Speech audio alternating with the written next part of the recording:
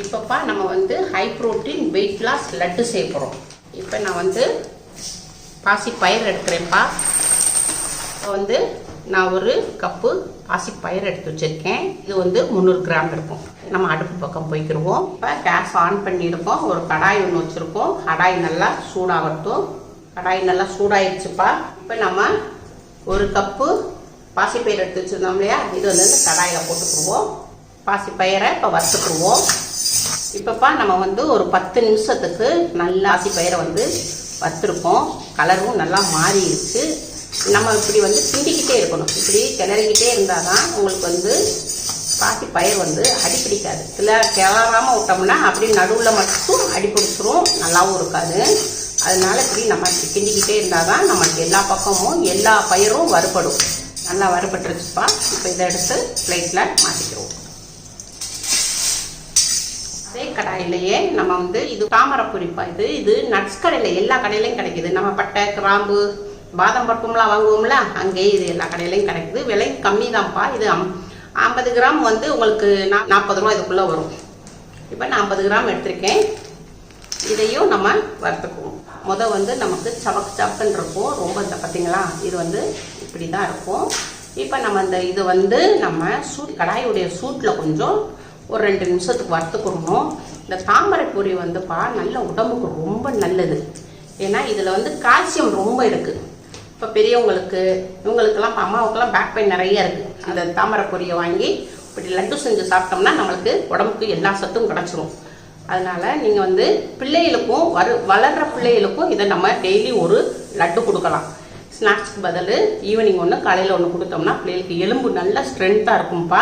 இப்போப்பா நம்ம இப்போ கடாயுடைய சூட்டில் 5 நிமிஷம் நம்ம இப்போ வந்து தாமரை பொரியை வறுத்துக்கிட்டோம். இப்போ வந்து நம்ம இதை பிளேட்டில் மாற்றிக்கிடுவோம். அதே கடாயில் ஒரு 50 கிராம் பாதாம் போட்டுக்கிடுவோம்ப்பா.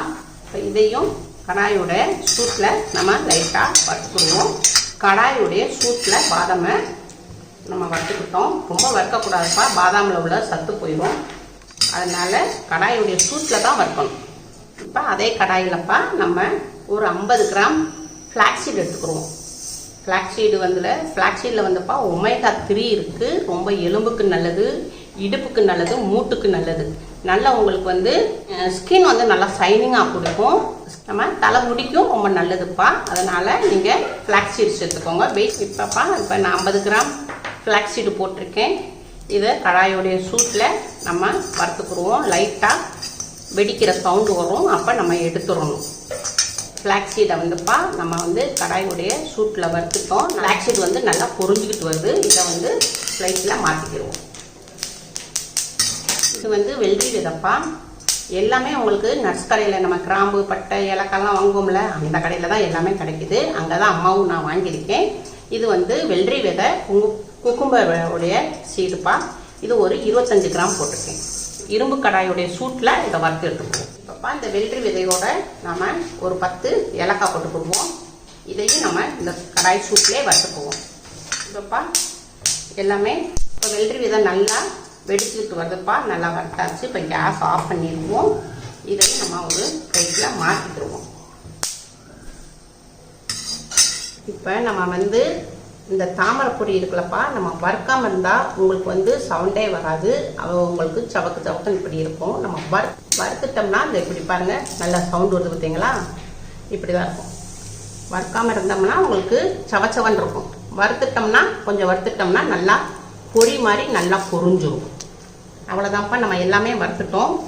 பாசிப்பயிர் வறுத்துட்டோம், எல்லாமே வறுத்துட்டோம். இதை நல்லா ஆற விடணும். ஆறின பிறகு உங்களுக்கு செஞ்சு காட்டுறேன். இப்போ எல்லாமே நல்லா ஆறிடுச்சுப்பா. இப்போ நம்ம வந்து இதை வந்து தாமரை பொரியை வந்து மிக்சி ஜாரில் போட்டுக்கிடுவோம். இப்போப்பா நம்ம வந்து மிக்சி ஜாரில் தாமரை பொரி ஃபுல்லாக போட்டிருக்கேன். இதை வந்து நான் உங்களுக்கு 2 சுற்று அடிச்சு கொண்டு வரேன் மிக்சியில். இப்போ நான் மிக்சியில் 2 சுற்று தாமரை பொடியை அடிச்சுட்டு வந்திருக்கேன்ப்பா. இப்போ இப்படி அடிச்சுட்டு வந்திருக்கேன். இது கையில் உடச்சு விட்டாலும் வந்துடும். நல்லா இப்படி சேர்த்து விட்டாலும் இப்படி உடஞ்சிக்கணும். இப்போ நம்ம லைட்டாக தான்ப்பா அடிச்சிருக்கோம். ரொம்பையும் மாவாக்கில் இந்த மாதிரி அடிச்சிருக்கோம்.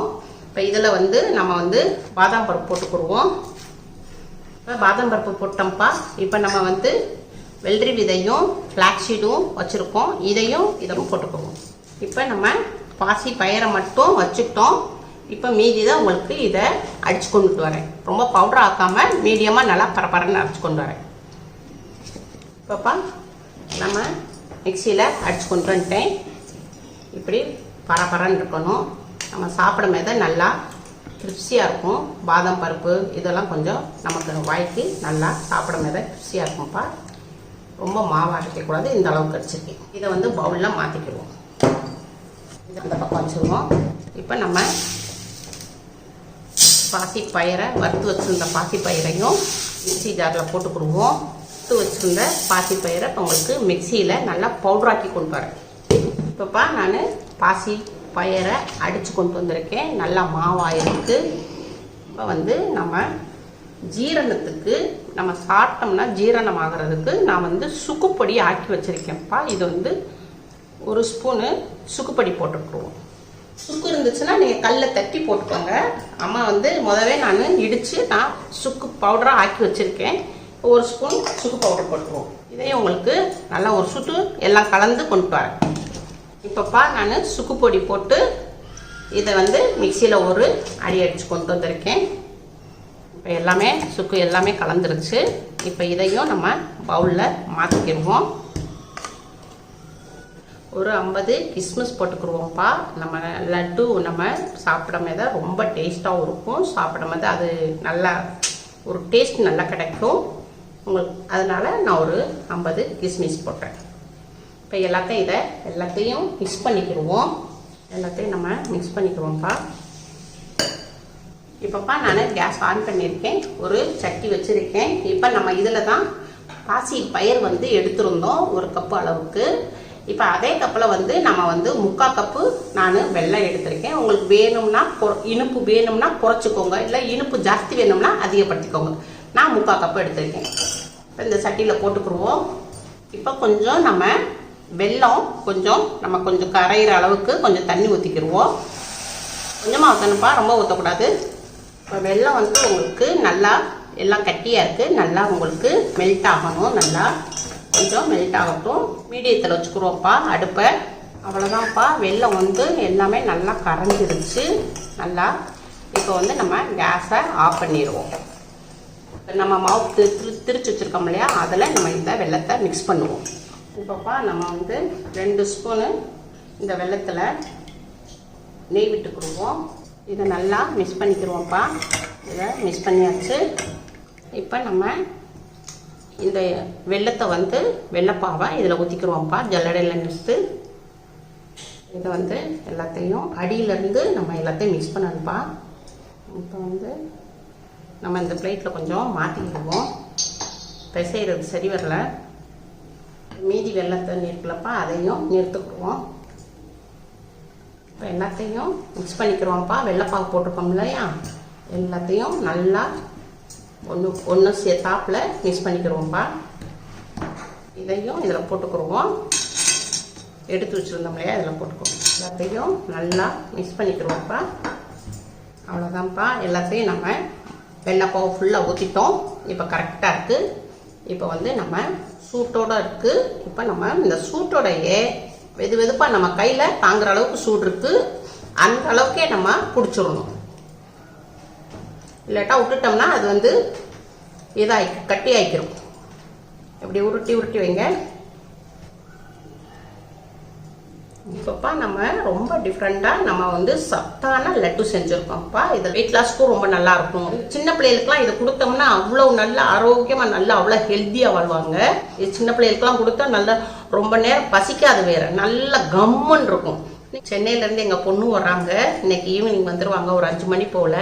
என் பேர் எனக்கு இது ரொம்ப பிடிக்கும். இந்த தாமரைப்பொடியோடைய லட்டுனா ரொம்ப பிடிக்கும் அவனுக்கு. ஆமாம், அதனால தான் அவன் வர்றதுக்காண்டியே நான் செஞ்சு வச்சுருக்கேன். அவன் வந்தவொடனே வேலை அவனுக்கு இதுதான் கொடுப்பேன் பார்த்துக்கோங்க. அவனுக்கு ரொம்ப விரும்பி சாப்பிடுவோம்.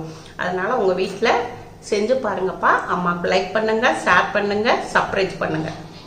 அப்பப்பா நம்ம ஒரு பவுல்லையோ இல்லை ஒரு பாக்ஸ்லையோ எடுத்து இதை ஸ்டோர் பண்ணிக்கோங்க. இது உங்களுக்கு கெடாது. உங்களுக்கு ஒரு 10 நாளைக்குனாலும் கெடாதுப்பா. நீங்கள் ஃப்ரிட்ஜ்லேயும் வச்சுக்கலாம். ஃப்ரிட்ஜில் வேணால் ஃப்ரிட்ஜில் வச்சுக்கோங்க, வெளியே வச்சுருந்தாலும் கெடாது.